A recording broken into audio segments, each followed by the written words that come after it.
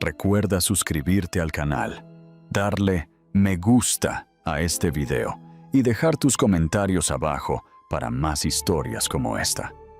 El sonido que hizo que el silencio en la sala 4B del Juzgado de Distrito de la Ciudad de México fuera tan absoluto que se podía oír el zumbido de las luces fluorescentes. No fue el del mazo del juez, ni el crujido de los papeles. Fue un suave y decadente pop de un corcho. Ricardo Fuentes, un hombre esculpido por la arrogancia y la lana fina de su traje a medida, se levantó con una sonrisa triunfante, con sus brazos rodeando a una mujer que decididamente no era su esposa. Con una gracia digna de un rey, descorchó una botella de cava y sirvió 2 copas. Su amante, Sofía Marín, riéndose a su lado. Estaba allí para finalizar el divorcio, para quitarse a su esposa de 20 años de encima, como si fuera una molestia. Pero Ricardo nunca llegó a probar su cava, porque lo que sucedió a continuación no fue un acuerdo, fue una aniquilación. Ricardo Fuentes no entraba a un lugar, lo conquistaba. Esa mañana de jueves, entró en los silenciosos pasillos con paneles de madera del juzgado, como si estuviera subiendo a la cubierta de su yate en Cancún. Era un monumento a su propio éxito, desde el brillo pulido de sus zapatos Loewe de 20,000 pesos hasta la seguridad de su mandíbula. Su traje, color tormenta inminente, contrastaba con la disposición casi ofensivamente alegre que llevaba como una medalla. De su brazo, Sofía Marín. Ella, de 28 años, 2 décadas más joven que la mujer a la que ayudaba a reemplazar. Sofía era de ángulos afilados y belleza moderna, un testamento vivo a la virilidad y riqueza de Ricardo. Su vestido era una fina tela de seda carmesí, que se aferraba a una figura esculpida por entrenadores personales y un estilo de vida despreocupado. Miraba a Ricardo con el tipo de adoración, con ojos de ciervo, que solo un hombre con un patrimonio neto de 9 cifras podría inspirar. Para los reporteros y asistentes legales reunidos que susurraban en el pasillo, no eran solo una pareja. Eran una declaración. Un anuncio espectacular de una crisis de la mediana edad tan épica que merecía su propia serie de televisión. Pero el verdadero espectáculo, el acto de arrogancia del que se hablaría durante años, era lo que llevaba su asistente. Una cubitera plateada de la que sobresalía el cuello de una botella de cava. Era un acto de desprecio teatral tan profundo que le quitó el aire al pasillo. No estaban allí para un procedimiento legal. Estaban allí para una coronación. Ricardo estaba celebrando el último clavo en el ataúd de su matrimonio. Al otro lado de la sala, casi invisible en su tranquila dignidad, se sentaba Isabel Durán. A los 49. No era la mujer marchita y destrozada que todos esperaban ver. No había rastro de la esposa histérica, ninguna señal de la víctima rechazada. Llevaba un simple vestido azul marino, su cabello rubio con mechones plateados recogido en un elegante moño. Sus manos, sin adornos excepto por la alianza de boda que aún no se había quitado, estaban dobladas con calma en su regazo. Se sentó junto a su abogada, Eva Mendoza, una mujer cuya calma enmascaraba una mente tan aguda como una trampa de acero. Isabel vio la entrada de Ricardo no con lágrimas, sino con una extraña y desconcertante serenidad. Vio el cava, vio la sonrisa triunfante de Sofía y sintió una ola no de dolor, sino de piedad. Él todavía no lo entendía. Después de todo este tiempo, después de todo lo que ella había hecho, todo lo que habían construido, él todavía la veía como nada más que un accesorio doméstico que ahora estaba desechando. La sala se llenó. Ricardo y Sofía tomaron sus asientos en la mesa del demandante. Su abogado, un hombre fornido y igualmente engreído llamado Carlos Ortiz, acomodando sus archivos con fanfarria. Ortiz le dio un cortés asentimiento a Eva Mendoza, un gesto lleno de condescendencia.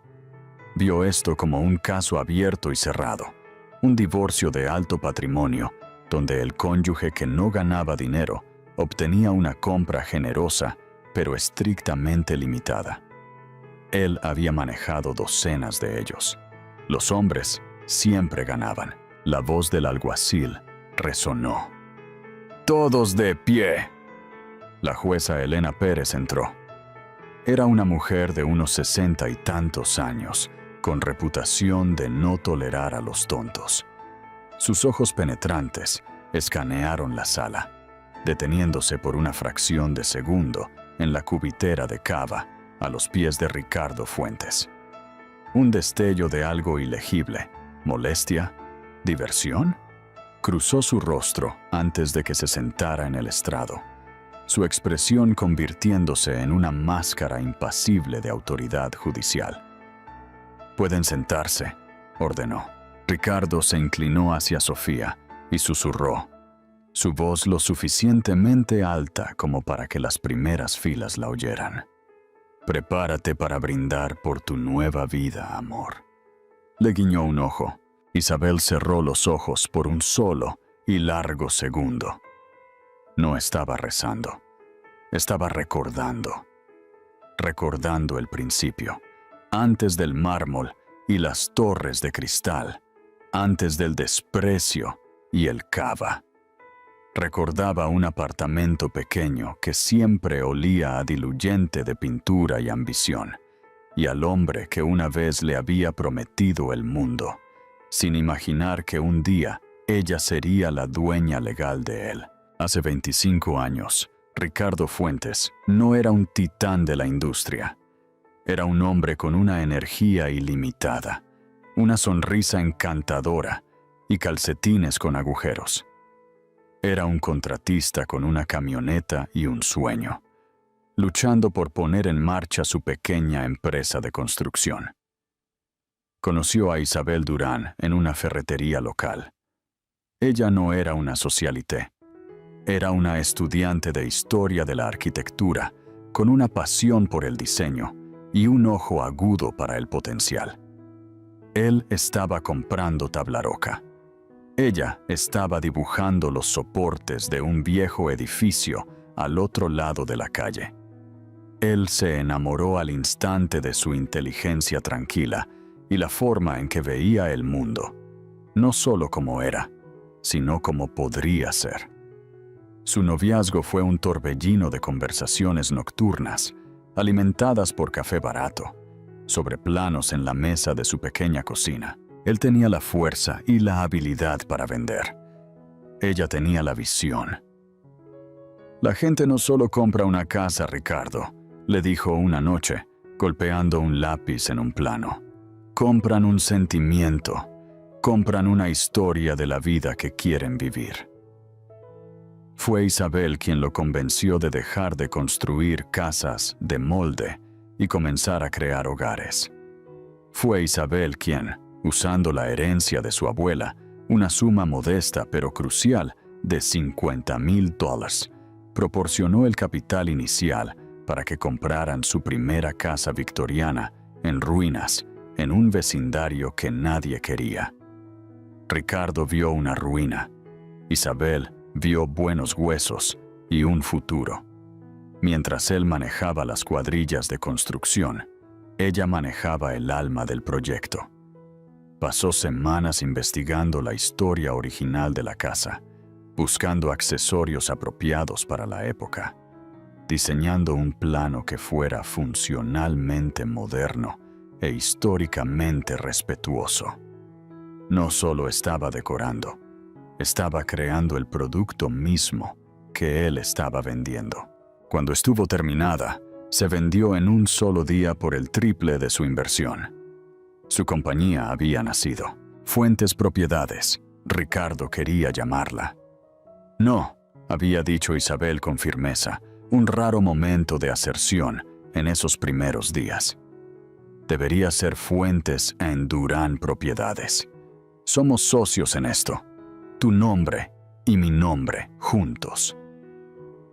Ricardo, todavía profundamente enamorado y reconociendo la verdad en sus palabras, había aceptado de buena gana. El nombre fue registrado y la sociedad se formó legalmente, con ambos como socios fundadores.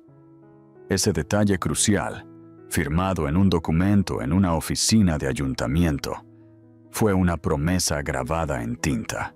Los siguientes 10 años fueron un torbellino de éxito.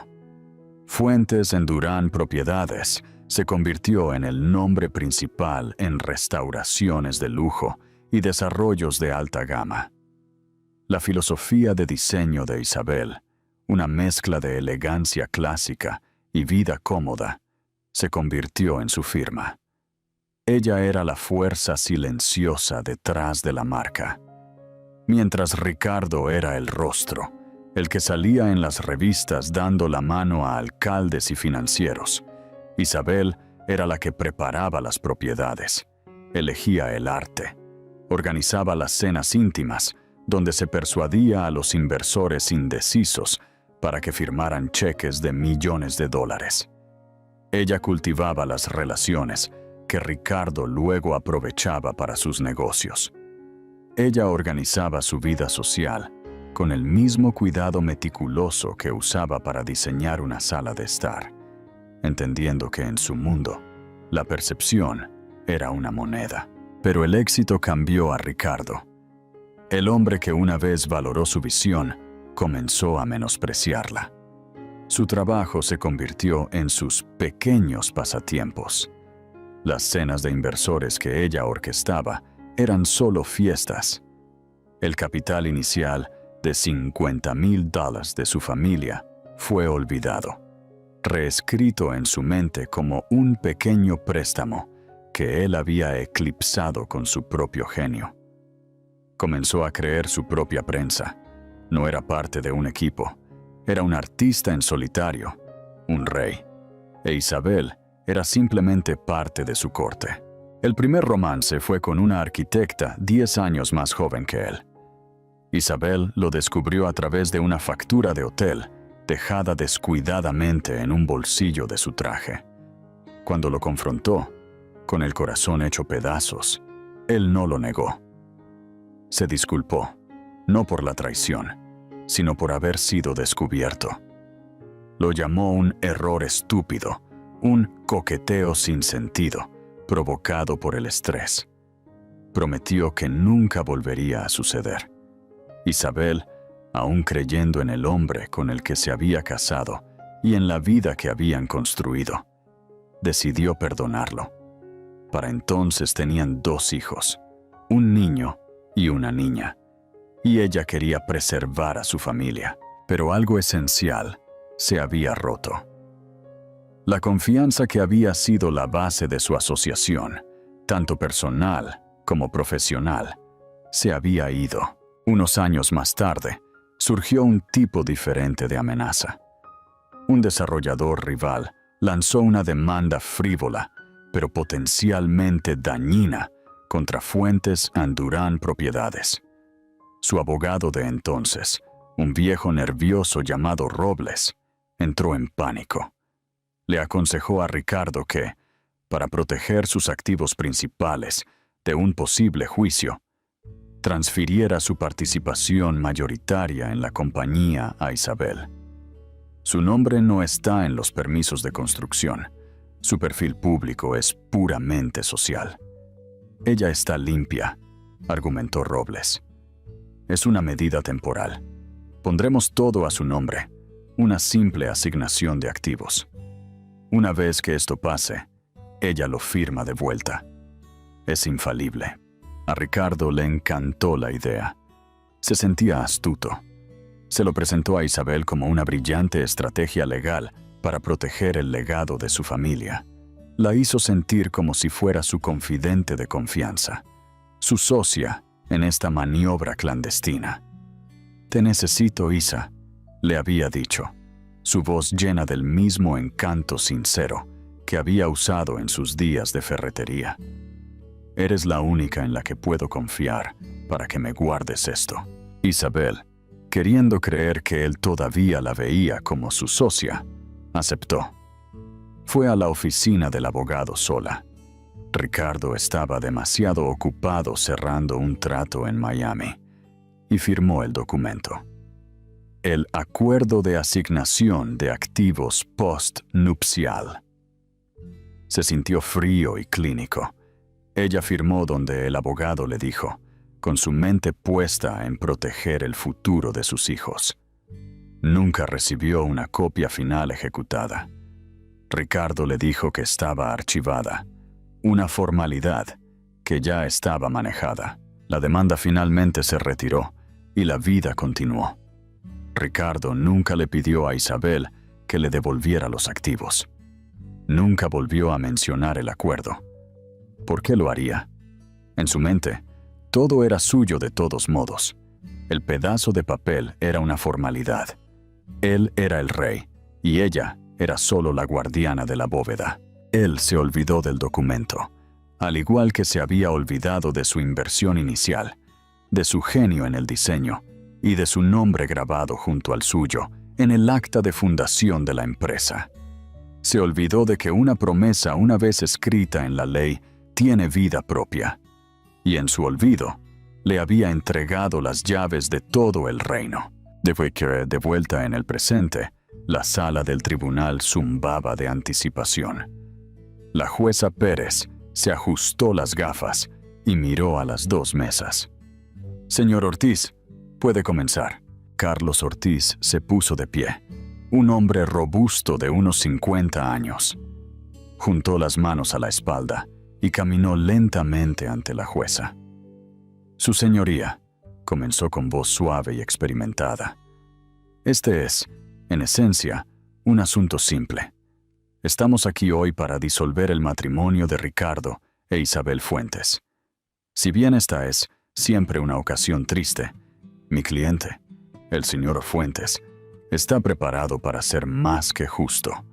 Es un hombre que honra sus compromisos». Hizo una pausa, dejando que la ironía de su declaración flotara en el aire, aunque él mismo no se dio cuenta. El señor Fuentes construyó un imperio inmobiliario. Fuentes en Durán Propiedades, desde cero, a través de su propio sudor, su propio genio y su propio riesgo considerable. La señora Fuentes, por su parte, fue una esposa dedicada y una excelente madre. Creó un hogar cómodo y lo apoyó socialmente, como era su papel. Por esto, el señor Fuentes está profundamente agradecido. Isabel se sentó inmóvil, su expresión ilegible. A su lado, Eva Mendoza hizo una pequeña nota en una libreta legal. Ortiz continuó, su voz inflándose con magnanimidad. «Por lo tanto, mi cliente ofrece un acuerdo que solo puede describirse como excepcionalmente generoso. Un pago único de 10,000 palos libres de impuestos, la escritura de la finca en Coyoacán, completamente pagada, y un pago de pensión alimenticia de $50,000 por mes durante los próximos 10 años. Su señoría, este es un paquete que le permitirá a la señora Fuentes seguir viviendo con extrema comodidad por el resto de su vida sin tener que trabajar un solo día». Se giró ligeramente para mirar a la mesa de Isabel, con una sonrisa condescendiente en sus labios. Es una oferta generosa, un regalo final en reconocimiento a sus años juntos. Creemos que es más que equitativo y esperamos que el tribunal lo vea de esa manera, permitiéndonos concluir este asunto rápidamente. Se sentó, con una expresión de inmensa satisfacción. Ricardo se recostó en su silla, cruzando las piernas y dándole un apretón confiado a la mano de Sofía. $10,000. Para él era un error de redondeo, el costo de una molestia, un pequeño precio a pagar por su libertad y por la totalidad del imperio de $1.000 millones que consideraba solo suyo. La jueza Pérez miró a la mesa de Isabel. «Señorita Mendoza». Eva Mendoza se puso de pie. Ella era el opuesto físico de Carlos Ortiz. Donde él era ancho y ruidoso, ella era esbelta y serena. No caminaba. Se quedó perfectamente quieta, su presencia dominando la sala a través de su pura concentración. «Den thousand, su señoría», comenzó Eva, con voz clara y precisa. «Agradecemos al señor Ortiz por su actuación. Sin embargo, no estamos aquí hoy para negociar la liquidación de la señora Fuentes». Un murmullo recorrió la galería. La sonrisa de Ortiz se tensó. El señor Ortiz pinta una imagen de un rey benevolente otorgando riquezas a una súbdita leal. Esta imagen es una fantasía, continuó Eva. Es una narrativa construida para borrar el papel fundamental de mi cliente, no solo en el matrimonio, sino en la creación y propiedad misma de los activos en cuestión. No estamos aquí para dividir los bienes conyugales, su señoría. Estamos aquí para confirmar la propiedad legal. El murmullo se hizo más fuerte. Ricardo descruzó las piernas. Un destello de irritación cruzó su rostro. ¿Qué era esta tontería? Mi cliente, Isabel Durán, no está buscando un regalo de su marido, dijo Eva, su voz bajando ligeramente, atrayendo a todos. Ella no es el cónyuge que no gana dinero que el señor Ortiz describió tan despectivamente. La evidencia mostrará que la señora Durán fue la socia fundadora de Fuentes en Durán Propiedades. Su inversión financiera fue la semilla de la que creció. Su visión creativa fue el producto que vendió. Y lo más importante, como probaremos con documentos legalmente vinculantes y completamente ejecutados, ella es y ha sido durante varios años la propietaria mayoritaria y controladora de toda la estructura corporativa de Fuentes de Durán. La sala del tribunal cayó en un silencio atónito y absoluto. Carlos Ortiz se puso de pie de un salto. «Objeción. Su señoría, esto es absurdo. Es una afirmación desesperada y fantasiosa». Ricardo miraba a Eva Mendoza como si acabara de empezar a hablar en lenguas. Soltó una risa corta y aguda de incredulidad. «¿Propietaria controladora? ¿Está loca?», le murmuró a Sofía, quien ahora miraba de Ricardo a Isabel con una creciente sensación de confusión. La jueza Pérez levantó una mano. «Señor Ortiz, siéntese. Su objeción está anotada, pero esta es una declaración de apertura, no un testimonio. Señorita Mendoza, está haciendo una afirmación extraordinaria. Confío en que tiene más que solo retórica para respaldarla». Eva Mendoza asintió con una pequeña y segura sonrisa. «Sí, su señoría. Tenemos documentos, tenemos testigos y tenemos la verdad. El señor Fuentes, en su arrogancia, parece haber olvidado la letra pequeña de su propia historia. Estamos simplemente aquí hoy para recordársela». Se sentó. Isabel miró al frente, su mirada encontrándose con la de Ricardo al otro lado de la sala. Por primera vez ese día, la confianza engreída en sus ojos fue reemplazada por una astilla de algo más.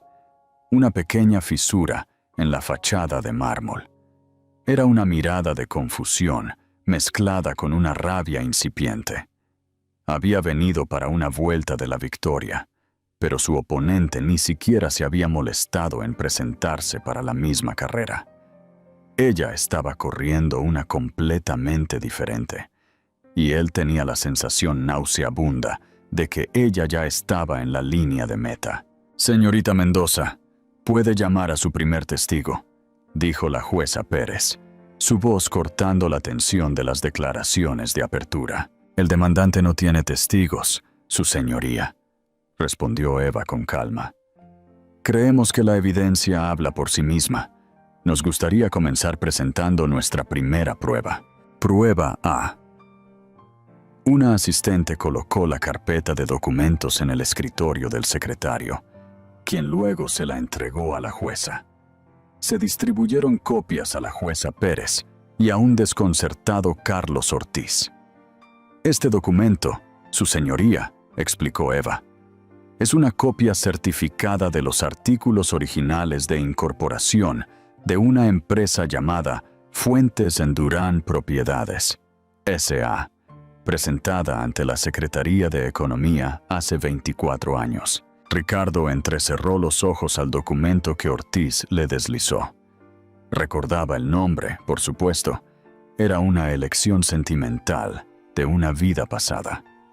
No significaba nada. ¿Cómo puede ver el tribunal?, continuó Eva. Hay 2 socios fundadores enumerados con partes iguales.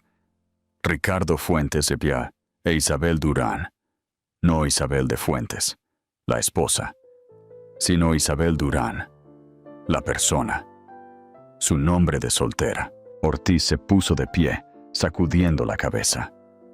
Su señoría, esto es un documento histórico. Refleja el estado de la empresa hace 2 décadas. No significa nada ahora. Fuentes en Durán. Propiedades ha sufrido numerosas reestructuraciones, fusiones y la creación de una docena de subsidiarias y una empresa holding principal. Este antiguo artefacto no tiene relación con la estructura corporativa actual. Eva esperó a que terminara. Al contrario, su señoría, la fundación lo es todo. Este documento establece desde el primer día que esta no fue la única aventura del señor Fuentes. Fue una sociedad. Pero el señor Ortiz tiene razón en que esto es solo el comienzo de la historia. Pasemos al capital inicial que financió esta sociedad. Dirigió su atención a Ricardo. Señor Fuentes, en su declaración, usted afirmó que comenzó su empresa con sus propios ahorros y un pequeño préstamo de su padre. ¿Es correcto? Ricardo se inclinó hacia adelante, hablando por el micrófono. Así es, 100%. Yo la construí solo. ¿Está seguro de que no recibió ninguna asistencia financiera significativa de nadie más, específicamente de Isabel o de su familia? Absolutamente no, dijo Ricardo con un gesto de desprecio. Su familia no tenía ese tipo de dinero. Fui yo. Todo yo. Ya veo, dijo Eva suavemente.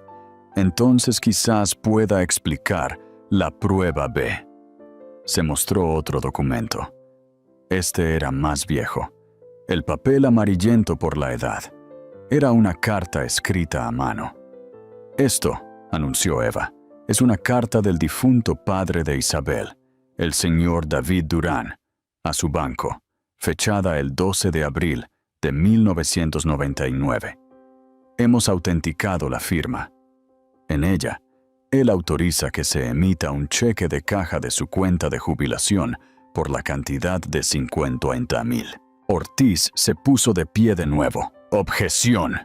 De oídas y sin relevancia. Una carta de un hombre fallecido a su banco no prueba nada sobre a dónde fue ese dinero. Paciencia, señor Ortiz, advirtió la jueza Pérez, con sus ojos fijos en el documento. La carta continúa diciendo, y cito, leyó Eva, este cheque se hará pagadero tanto a Ricardo Fuentes como a Isabel Durán, para servir como la inversión de capital inicial para su nueva empresa comercial conjunta. Y, su señoría, adjunto a esta carta hay una copia de ese mismo cheque de caja obtenido de los archivos del banco. Está endosado en el reverso por 2 firmas, Ricardo Fuentes e Isabel Durán, y fue depositado en la primera cuenta corporativa de Fuentes en Durán Propiedades. La sala del tribunal estaba en silencio. Todos los ojos estaban puestos en Ricardo. Su rostro, hace unos momentos tan seguro, ahora estaba enrojecido por una ira profunda.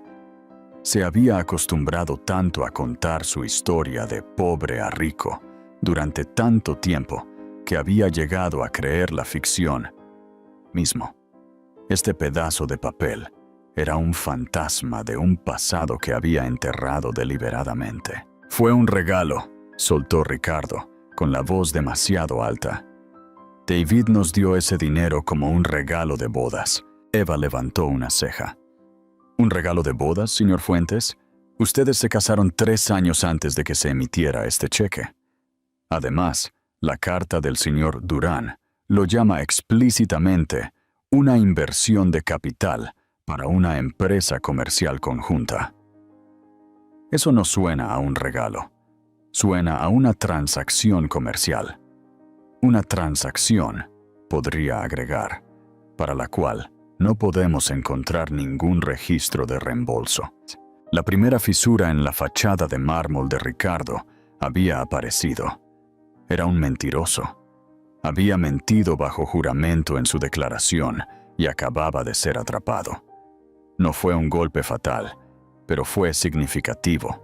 Dañó su credibilidad. Plantó una semilla de duda. Carlos Ortiz se apresuró a hacer control de daños. Su señoría, mi cliente claramente recordó mal los detalles de un evento de hace un cuarto de siglo. Este es un intento mezquino de enturbiar las aguas. $50,000, incluso si fue un préstamo, es una miseria comparada con la valoración de $1,000 millones de la compañía hoy. Es un error de redondeo. ¿Es una base un error de redondeo, señor Ortiz?, replicó Eva con suavidad. ¿O es la parte más crucial de cualquier estructura? Esos $50,000 invertidos en la propiedad diseñada por mi cliente produjeron un retorno del 300% en menos de 6 meses. Esa ganancia, no los ahorros del señor Fuentes, es lo que realmente financió la expansión de la compañía.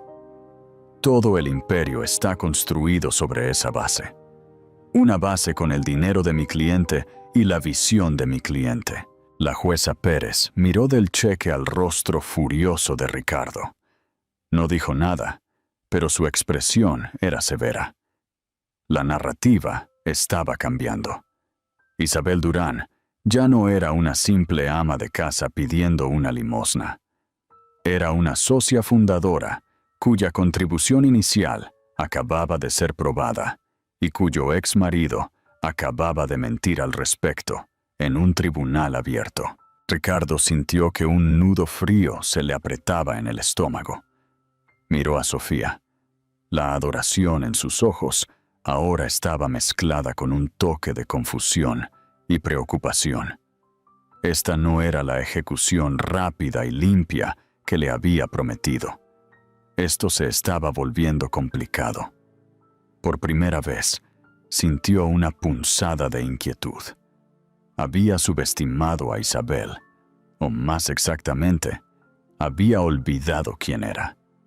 Y estaba empezando a sospechar que su abogada, esta mujer tranquila y modesta, tenía mucho más que decir. Eva Mendoza dejó que el impacto de la primera revelación se asentara antes de continuar. Su método deliberado y devastadoramente efectivo. No estaba atacando con un mazo. Estaba desmantelando la fortaleza de Ricardo ladrillo por ladrillo. Ahora que hemos establecido la base financiera de Fuentes en Durán Propiedades, dijo, dirigiéndose a la jueza, pasemos a su base creativa. El señor Fuentes se ha presentado consistentemente como el visionario singular detrás del éxito de la compañía. Hizo un gesto hacia una gran pantalla que se había instalado en la sala del tribunal. Nos gustaría presentar la prueba C. Esta es una colección de artículos de revistas, premios de arquitectura y materiales de marketing de los últimos 20 años. Imágenes comenzaron a aparecer en la pantalla. Páginas de revistas de diseño y negocios. Fotos de casas relucientes de cristal y acero, edificios restaurados y lujosos apartamentos. En cada foto con una persona era Ricardo. Ricardo con un casco en una obra de construcción. Ricardo en una sala de juntas señalando un modelo. Ricardo aceptando un premio. Como puede ver, dijo Eva, La narrativa pública ha sido cuidadosamente seleccionada. El señor Fuentes es el rostro y el nombre de la marca. Carlos Ortiz sonrió. La señorita Mendoza está probando mi punto. La evidencia del éxito de mi cliente es abrumadora. No he terminado, dijo Eva con frialdad. Ahora, veamos el trabajo real. Llamamos a nuestro próximo testigo, el señor Francisco Hernández. Un caballero mayor de unos 70 años, con ojos amables y manos gastadas por el trabajo, se dirigió al estrado de los testigos. «Señor Hernández», comenzó Eva, «¿podría por favor declarar su ocupación para el tribunal?» «Fui gerente de proyecto», dijo con una voz clara y firme. «Trabajé para Fuentes en Durán durante 18 años, desde el principio. Fui su tercer empleado. Gracias. Señor Hernández, usted supervisó la construcción de más de 50 propiedades para la empresa. En su experiencia profesional, ¿quién fue responsable de los conceptos de diseño centrales, las selecciones estéticas, las selecciones de materiales y la presentación final que hizo que esas propiedades fueran tan deseables?» Ortiz se puso de pie. «Objeción. Pide especulación. Rechazada», espetó la jueza Pérez.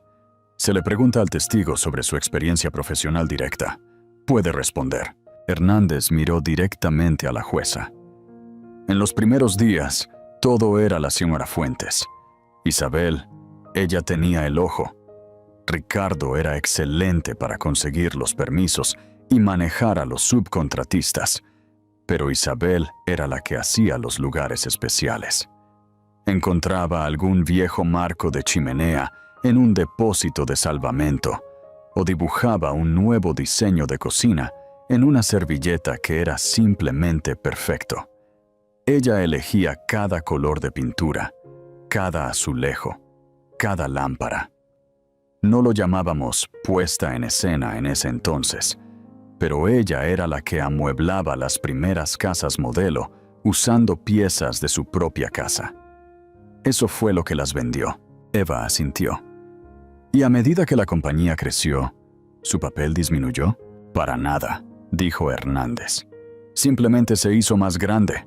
Ella contrató y manejó a todo el equipo de diseño de interiores. No se ordenaba nada. Ningún plano se finalizaba sin su aprobación del lado estético. Ricardo manejaba el dinero y el calendario, pero Isabel creó el producto. Todos los que estábamos dentro lo sabíamos. Ella era el alma de la compañía. Eva dejó que sus palabras se asimilaran antes de hacer su última pregunta. «Señor Hernández, ¿por qué ya no está con la compañía?» El rostro del anciano se entristeció. «El señor Fuentes me despidió hace 2 años. Dijo que estaban racionalizando y que mi pensión era demasiado cara. Había trabajado para él durante 18 años. Gracias, señor Hernández. No más preguntas». Ortiz se negó a interrogarlo, sabiendo que Hernández era un testigo comprensivo y creíble que solo haría más daño.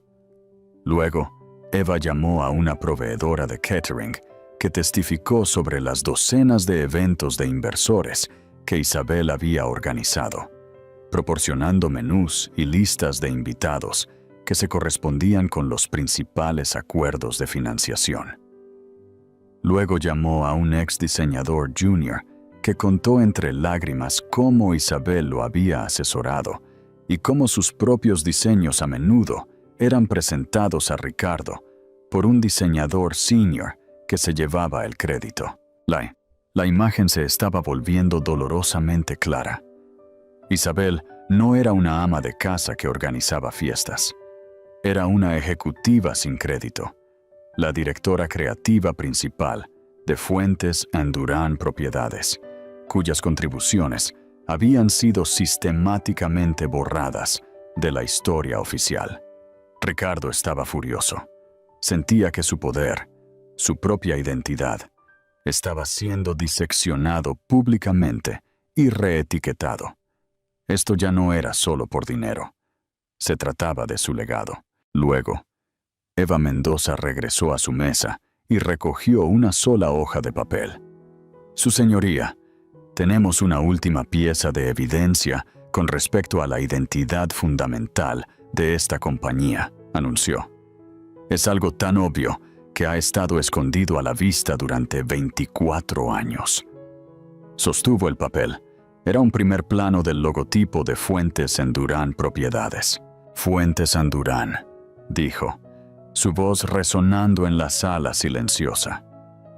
Hemos establecido que Fuentes es por Ricardo Fuentes y Durán es por el apellido de soltera de Isabel.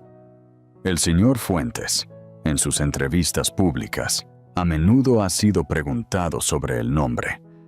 Ha afirmado que Durán fue elegido porque denota durabilidad o porque suena a duradero y elegante. Una ingeniosa estrategia de marca. Se detuvo, mirando directamente a Ricardo. Pero creemos que hay algo más. Creemos que el nombre en sí mismo es un contrato, una promesa de sociedad, una verdad que el señor Fuentes ha pasado la última década tratando de olvidar. Colocó el papel.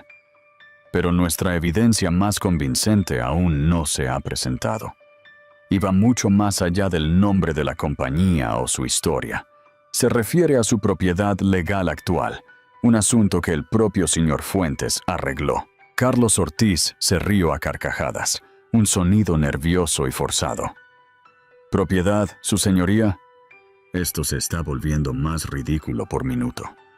La propiedad de la corporación Holding FDP se encuentra en una serie de fideicomisos complejos diseñados por las mejores mentes financieras del país. Mi cliente, el señor Fuentes, es el único beneficiario. Es inatacable. ¿Lo es, señor Ortiz?, preguntó Eva, con un brillo en sus ojos. Porque tenemos un documento firmado por su cliente que dice lo contrario. La sangre de Ricardo se heló. La demanda. El abogado astuto. Robles. El documento que había hecho que Isabel firmara para proteger a la familia. Tenía un vago y nauseabundo recuerdo de él. Lo había visto como un truco inteligente, un juego de conchas temporal. Nunca se le había ocurrido revertirlo. ¿Por qué lo haría? Él estaba a cargo. Ella era su esposa. Todo era suyo. El nudo nauseabundo en su estómago se apretó hasta convertirse en una bola de hielo. Miró a Isabel. Su expresión serena no había cambiado, pero ahora la veía por lo que era.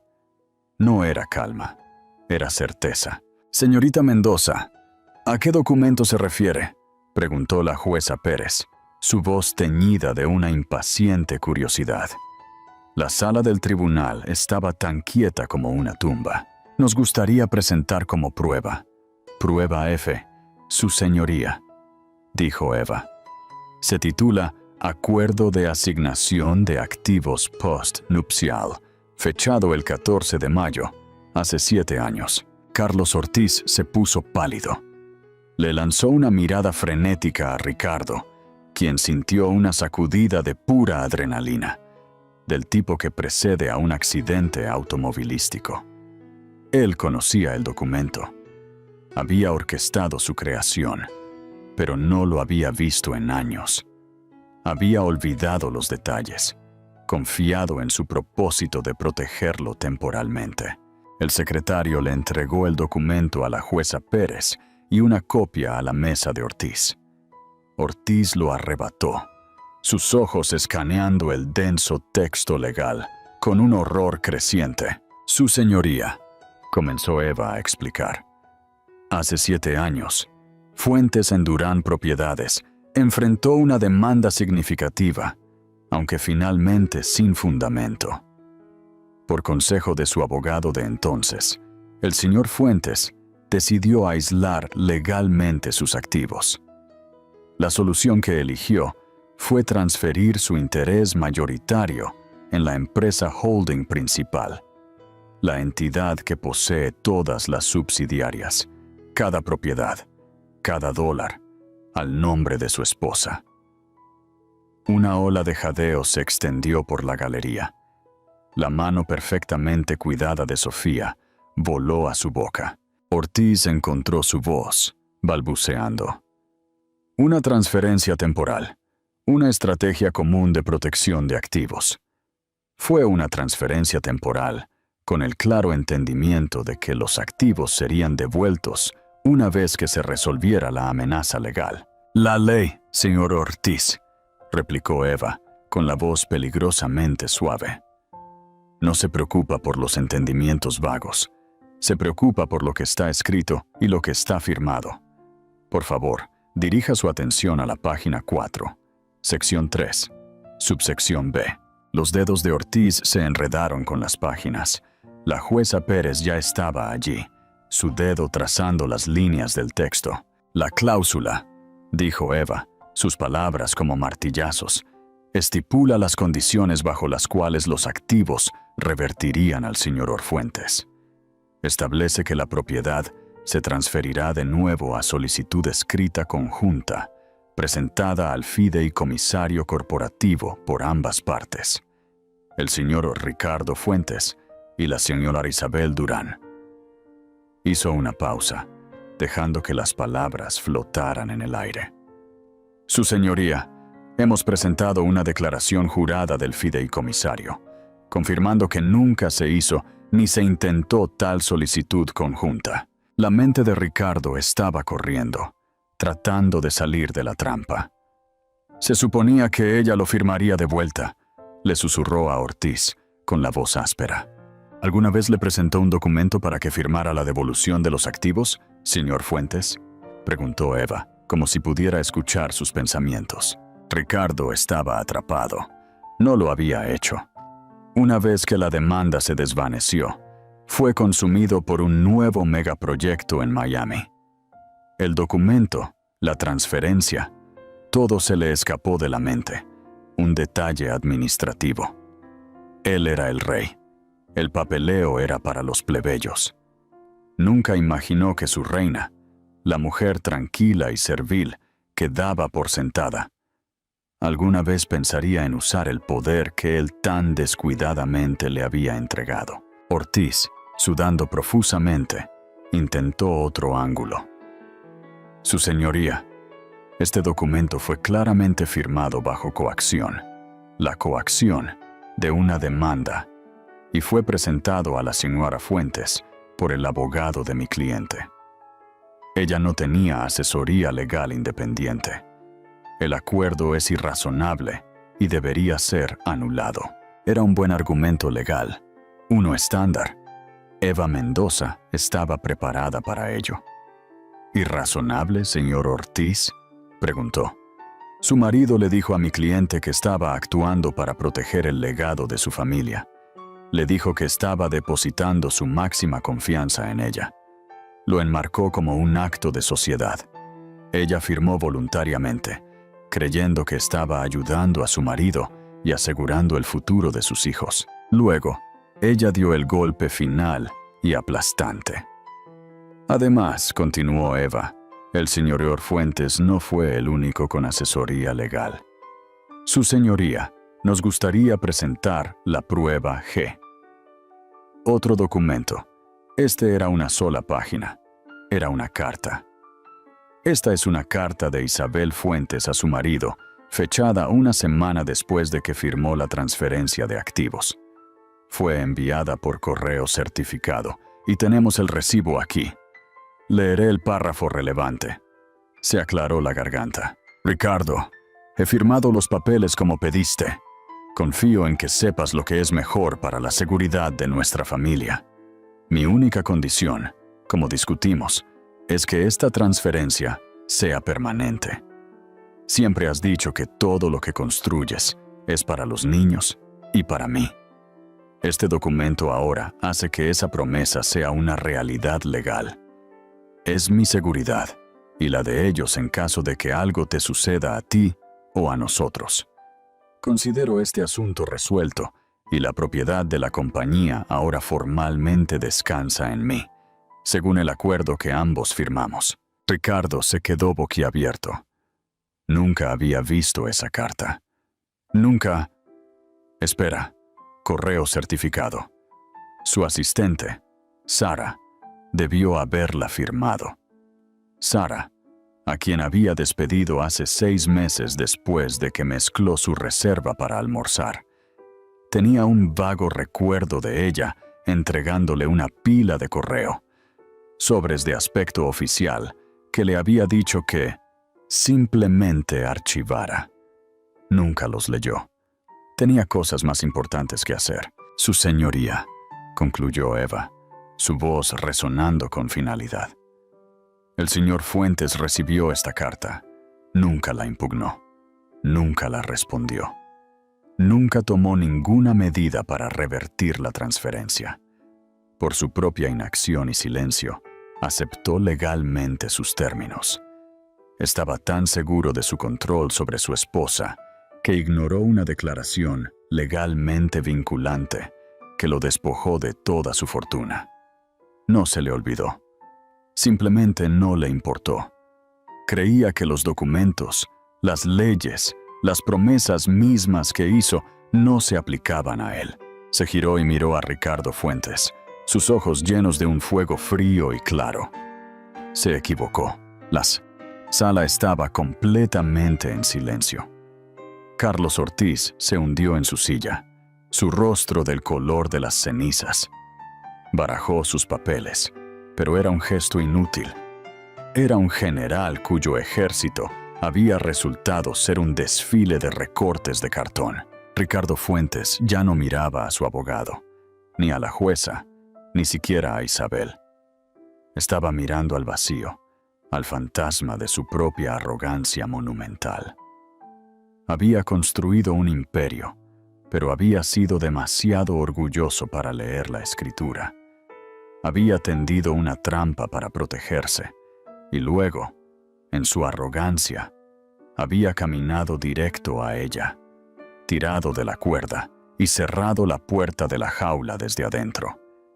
Y de pie fuera de esa jaula, sosteniendo la única llave, estaba la mujer que había intentado desechar como si fuera una noticia de ayer. ¿Qué opinas sobre la estrategia de Isabel? ¿Crees que su paciencia y astucia fueron las claves para su victoria? Déjanos tus pensamientos en la sección de comentarios. La jueza Elena Pérez se quitó las gafas y las colocó deliberadamente sobre la madera pulida del estrado. La acción, pequeña y ordenada, pareció absorber todo el sonido en la sala. Se frotó el puente de la nariz, con los ojos cerrados por un momento como en contemplación. Para la galería, parecía un momento de reflexión judicial. Para Ricardo Fuentes, se sintió como una eternidad en la silla eléctrica. La jueza no solo estaba considerando los hechos, estaba reuniendo todo el peso de las consecuencias que estaba a punto de desatar. Cuando sus ojos se abrieron, estaban desprovistos de calidez. Eran los ojos de la ley misma, impersonales, implacables y absolutos. Miró hacia abajo, no a los abogados, sino directamente a Ricardo, inmovilizándolo con una mirada que le quitó el traje Segna y la fachada confiada, dejando solo al hombre asustado y duplicado debajo. «Señor Fuentes», comenzó, su voz tranquila pero con un filo de acero frío que cortó el silencio. «En mis 20 años en este estrado, he visto una gran cantidad de procedimientos de disolución. He visto acritud, tristeza y codicia. He visto arreglos financieros complejos diseñados para ocultar activos, y he visto otros simples diseñados para garantizar la equidad. Pero rara vez», hizo una pausa, dejando que la palabra flotara en el aire. «He visto un caso en el que una de las partes haya mostrado una ignorancia tan profunda y voluntaria de su propia historia legal y personal». La garganta de Ricardo se secó. Esto no era un fallo, era una vivisección. «Usted se sentó ante este tribunal», continuó la jueza Pérez, «y bajo juramento en su declaración, construyó un mito del genio solitario, el titán que se hizo a sí mismo y que forjó un imperio por sí solo. Borró a su socia. Testificó que el capital fundacional de su compañía era suyo. cuando hemos visto pruebas irrefutables, un cheque de caja endosado por su propia mano, que provino de la familia de la mujer que ahora busca desechar. Eso no fue un lapsus de memoria, señor Fuentes. Eso fue perjurio. Carlos Ortiz se estremeció como si lo hubieran golpeado. Su cliente no solo había sido superado en estrategia, había sido expuesto como un simple mentiroso. La jueza continuó su disección. Luego procedió a minimizar las contribuciones de la señora Fuentes a meros pasatiempos y deberes sociales. Sin embargo, testigo tras testigo, desde su propio gerente de proyecto de larga data hasta las mismas personas que diseñaron sus productos, han testificado que Isabel Durán no fue un accesorio para su éxito.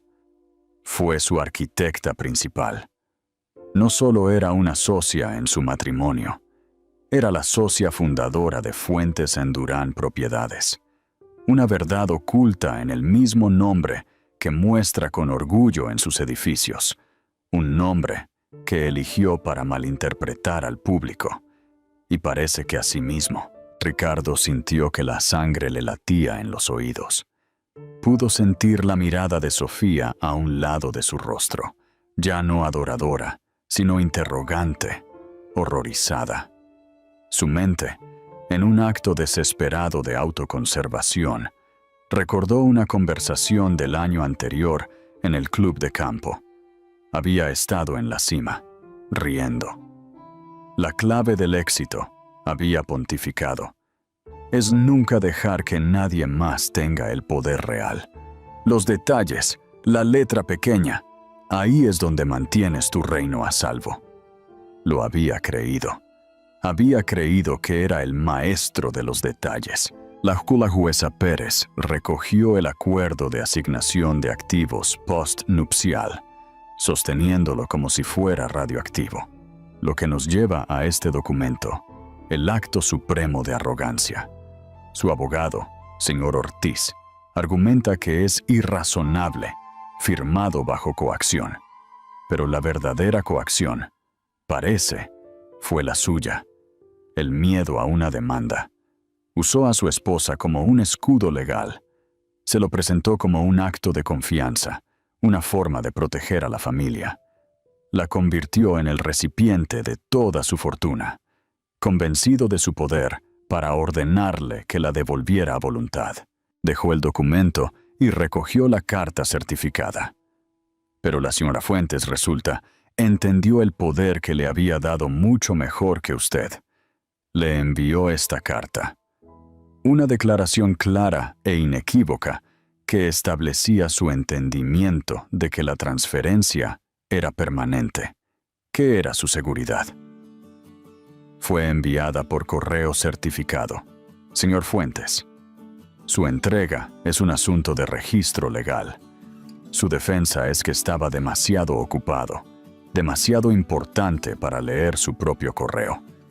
Delegó, desestimó, ignoró.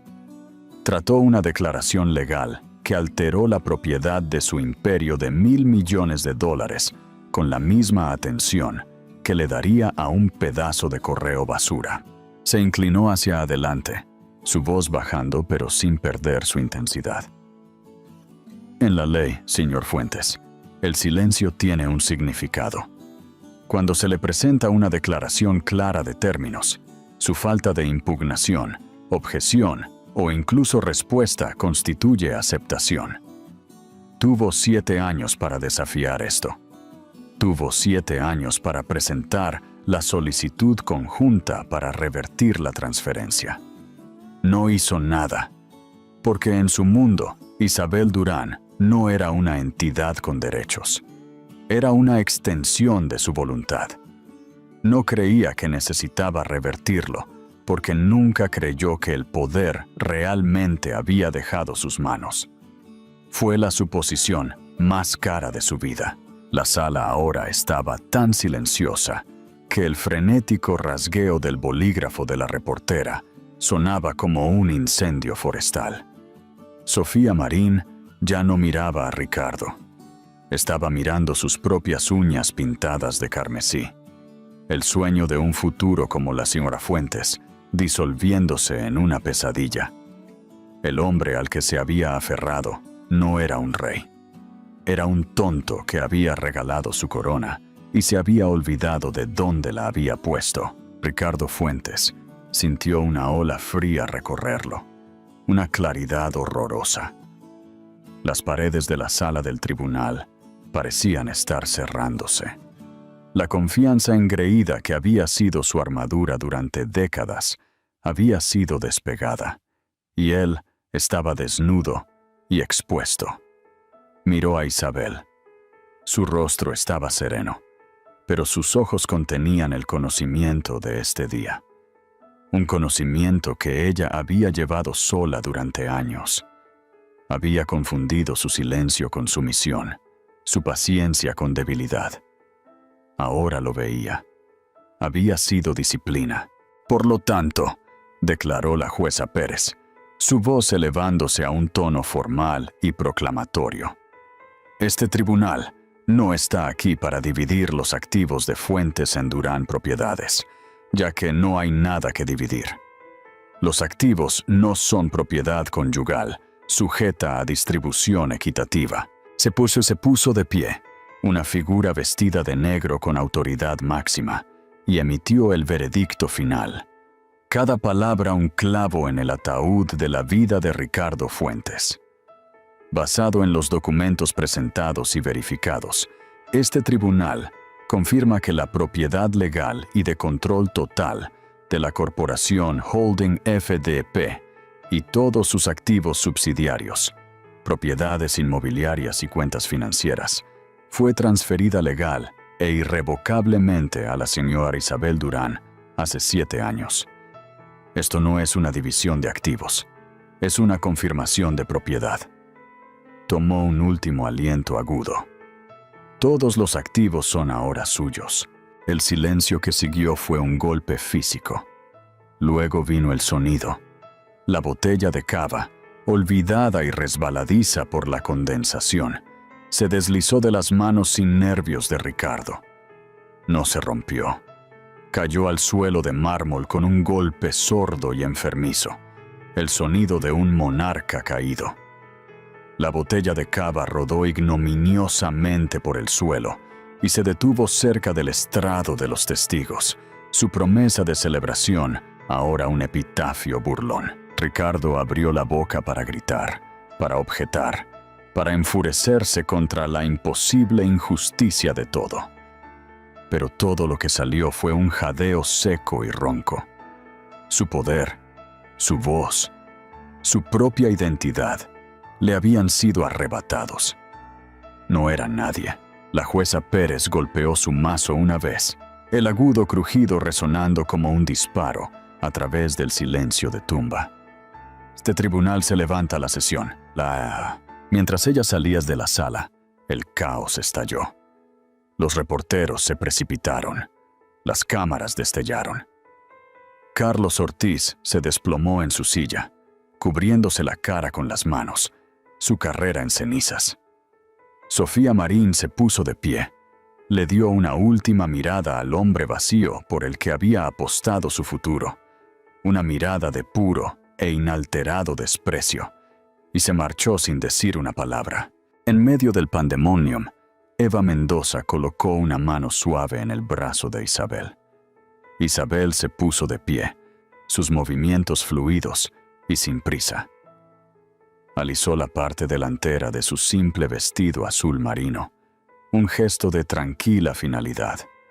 Sus ojos se encontraron con los de Eva y le dio un pequeño y agradecido asentimiento. Su victoria no estaba en el caos que estallaba a su alrededor, sino en el silencio que finalmente había ganado.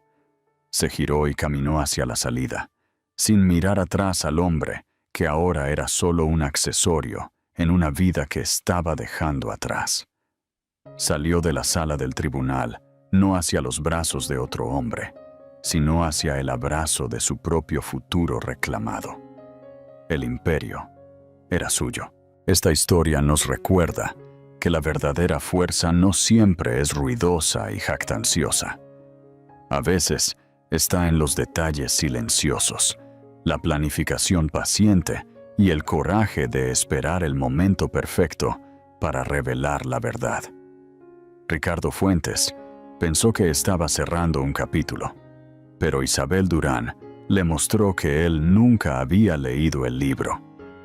Si esta historia de justicia, estrategia y reivindicación final resonó contigo, por favor dale un me gusta y compártela con alguien que aprecie una historia donde las tornas cambian de la manera más espectacular. Y no olvides suscribirte a nuestro canal y activar la campana de notificaciones. Te traemos los dramas de la vida real más convincentes y las historias de justicia poética cada semana.